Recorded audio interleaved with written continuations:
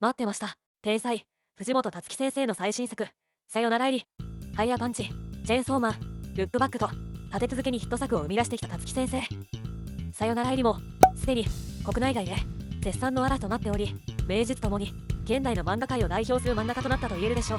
さよならエリは、少年ジャンププラスに手無料で読めるので、まだの人は、動画をストップしてすぐ見てきてください。あらすじ、病気の母が亡くなるまでをカメラで収め、映画作品を作ったユータ。学校で上映するも、まさか杉の内をつけたことで、非難を浴びてしまう。ついの中で出会った少女、エリは、ユータの映画の唯一のファンであった。ユーと、語りかめるほどに、ユータを主人公、エリを、吸血鬼のヒロイン役として、映画を作り始める。辰木先生が愛する、映画そのものを題材として、何が現実で何が虚構か、絶妙なファンタジーを織り交ぜた、不思議で上質なヒューマンドラマに仕上がっております。控えめに言って傑作。元ネタとして、スウェーデン映画の僕のエリが注目されていますが、ヴァンパイアのヒロイン、エリという設定以外は、大きな共通点はないと言ってもいいかもしれません。ただこちらも、いかにも辰木先生が好きそうな名作なので、ぜひ見てみてください。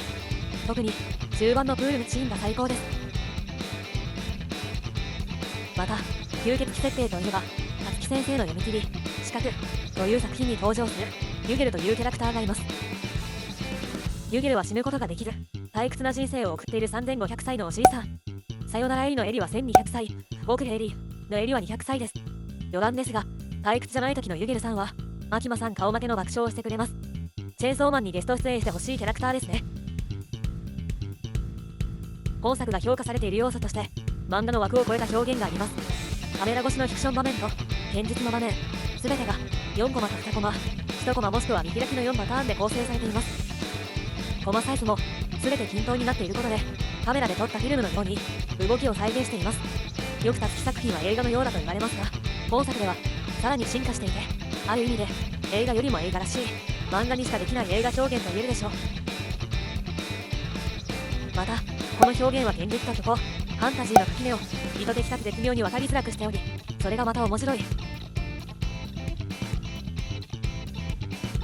マトリックスや広角機動隊など仮想空間と現実を交互に見せつけ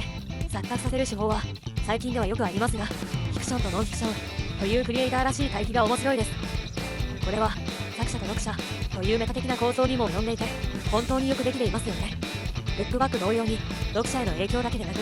作者側であるクリエイターへの影響も大きそうですね。漫画の枠を超えた新たな表現技法や作品全体に散りばめられたトリック、単点でありながら飽きさせない展開とテンポの良さ、そしてお得意のヒューマンドラマにぶち泣かされながらも最後にはあっと驚くこと間違いなしの傑作です。チェーンソーマン第2部も早く読みたいですが、こうした短編もまた見たいですね。ご視聴ありがとうございました。さよならエリの感想をぜひコメント欄で書き込んでください。